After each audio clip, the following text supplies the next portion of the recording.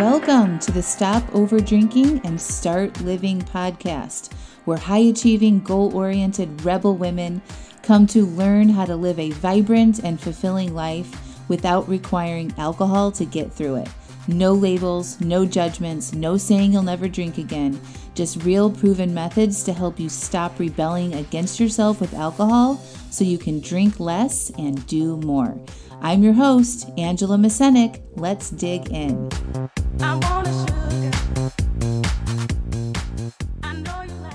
Welcome to episode 78, How to Decide Whether or Not to Take a Break. Hello, hello, hello. How's it going, everybody? This is the first podcast that I am recording inside my new house, inside my new office. So fun. It's been a lot of activity in the past week. There's been a move, all sorts of things. I'm super excited to be here today. I'm loving the topic of today's podcast, how to decide whether or not to take a break. So many of my clients come to me and they're like, I think I want to take a 30-day break or a 90-day break, or, and it's coming from this place of a negative emotion. And I really want to teach you guys today how to decide whether or not to take a break and to understand how you are making that decision. Okay. So what we do and the choices we make are fueled by our feelings, and our feelings are generated with our thoughts, right?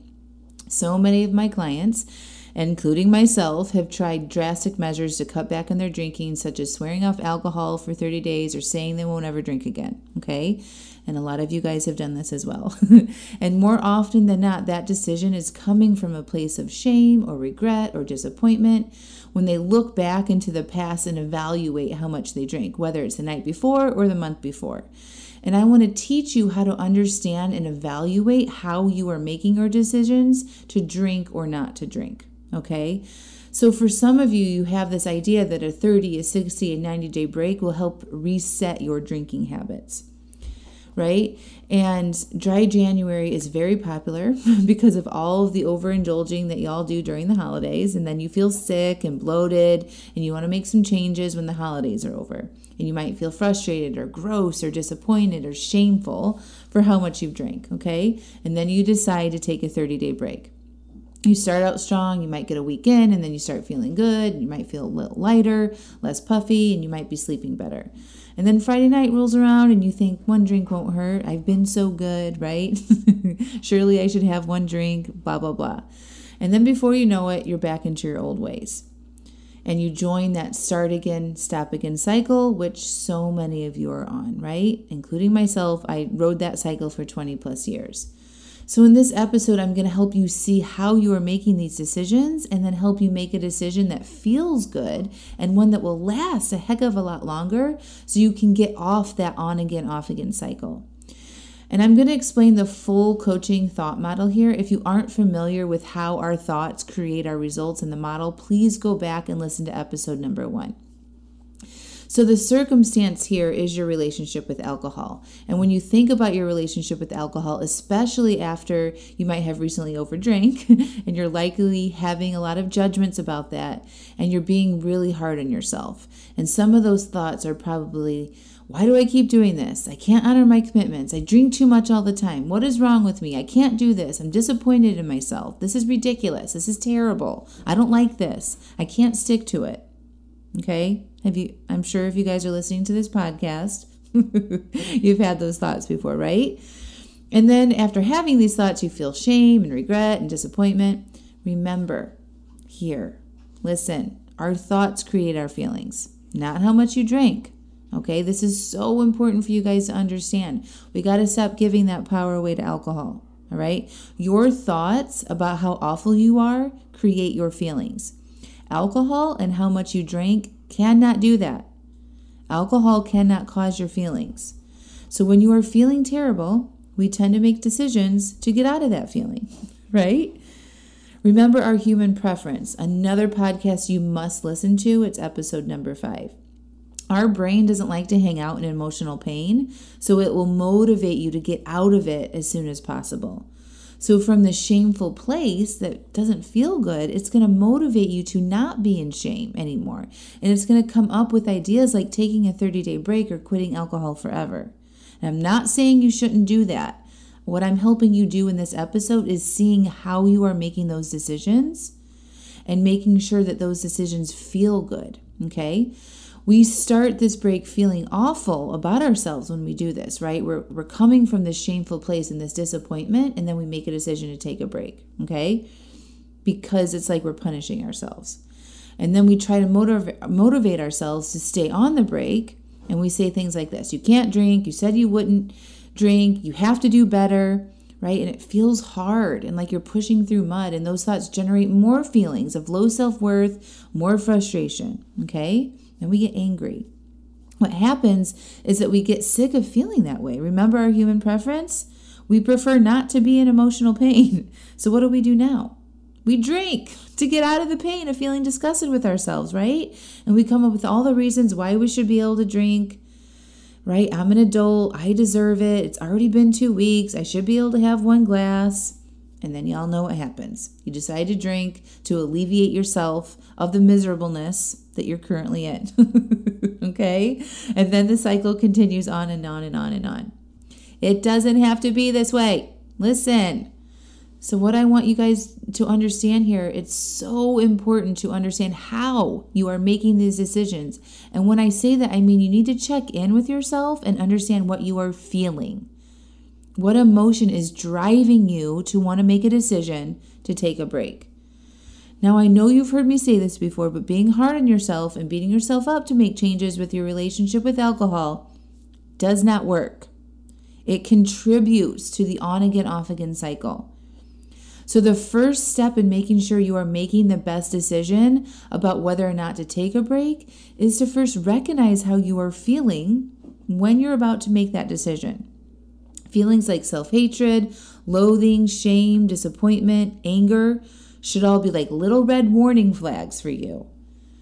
I suggest that you allow and process that feeling that you're having by breathing, relaxing into it, noticing how it feels in your body.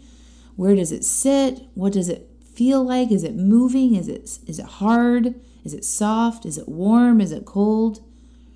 Okay, so go into your body and notice the vibration that this feeling is having for you. Okay?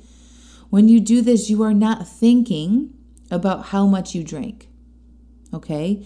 Keep redirecting your mind to be in your body, not in your head thinking about how awful you are. Okay?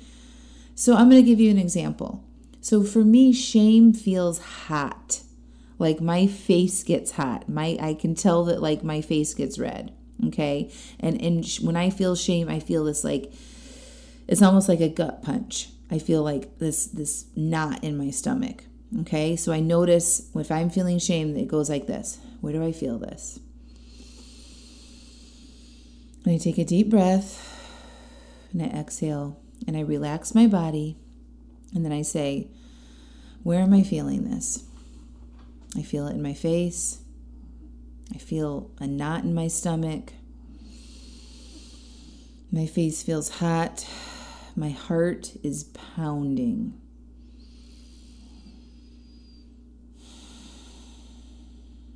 My arms feel tingly.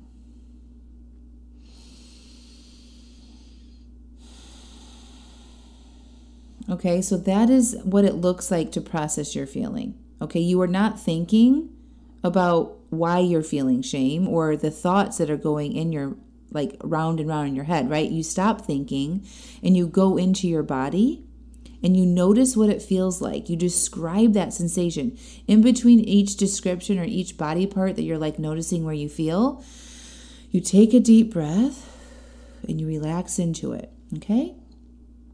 And once you've sat with that feeling for a minute, you get to know it better, okay? And then you want to ask yourself, why is this feeling so awful?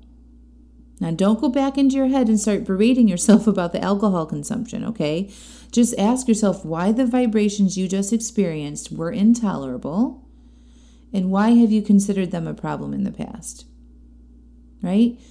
And why do you want to escape them? And what you're going to see here is that you don't need to escape these vibrations, right? They're just vibrations, and different feelings create different vibrations in your body. Okay, so there's not a problem here that you need to fix. It's not an emergency when you have an emotional experience, okay? What you want to escape is the thoughts in your head, which so many people get confused with feelings. Feelings are vibrations, right? So the way feelings are generated is that we have a thought in our brain, and when we have that thought, it releases a chemical structure into our bodies. And that chemical structure causes a different vibration in our body, and that's what we feel. Okay? That's it. That's it. Feelings are vibrations. Different feelings trigger different vibrations, and those vibrations motivate us to do something. That's why they're there. Okay? But the beautiful thing about being a human with a highly functioning brain is you can decide to not take action when you feel these feelings.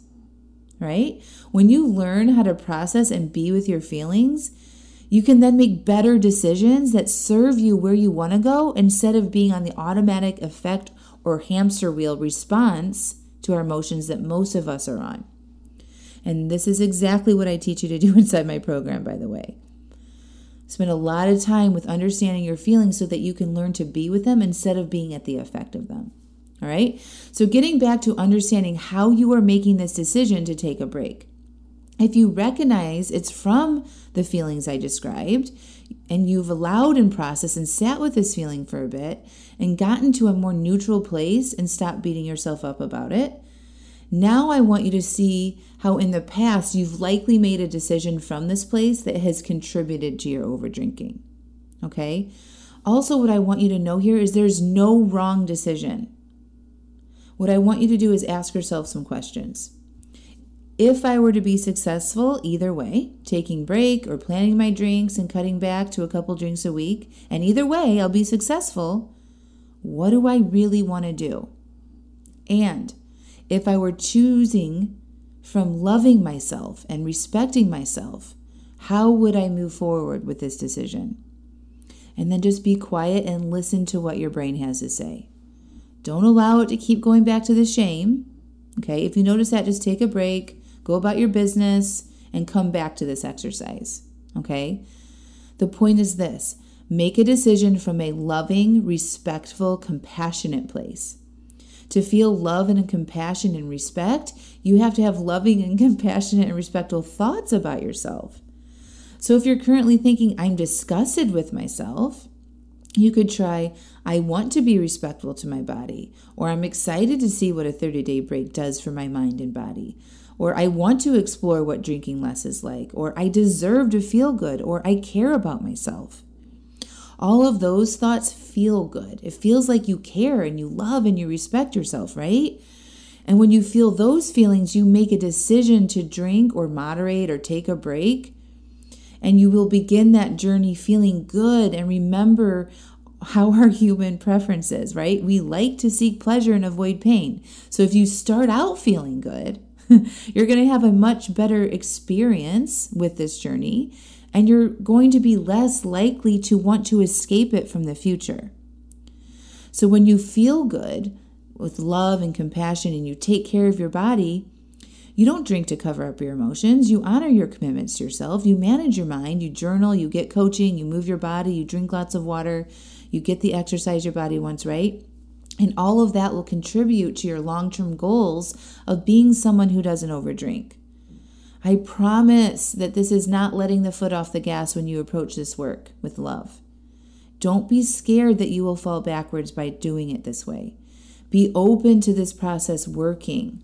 Because guess what, guys? It hasn't worked the other way, right? If you look at how long you've been hard on yourself and all the diets and the fasts and going out without alcohol, right? And you're still over drinking, there's all the proof you need that that doesn't work. It feels better to love yourself than to hate yourself. So if you want to feel better and enjoy this process, choose love. All right, so in closing, to wrap it up, notice how you are feeling when you are making a decision to take a break or to moderate.